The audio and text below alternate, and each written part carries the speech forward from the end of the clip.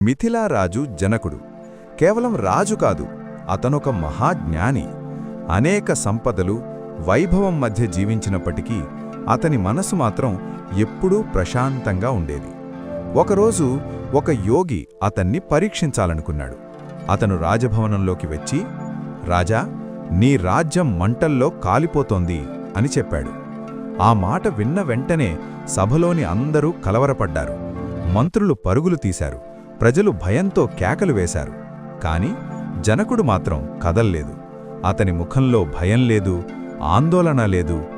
అది నా దేహానికి సంబంధించినది, నా ఆత్మకు కాదు అని ప్రశాంతంగా అన్నాడు. కొద్దిసేపటికి యోగి నిజం చెప్పాడు. అది కేవలం ఒక పరీక్ష మాత్రమే.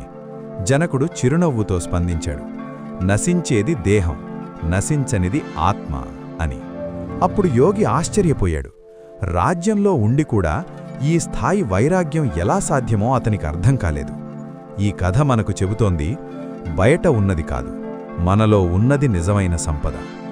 ఓం శాంతి అని కామెంట్ చేయండి. మరిన్ని ఆధ్యాత్మిక కథల కోసం ఫాలో అవ్వండి.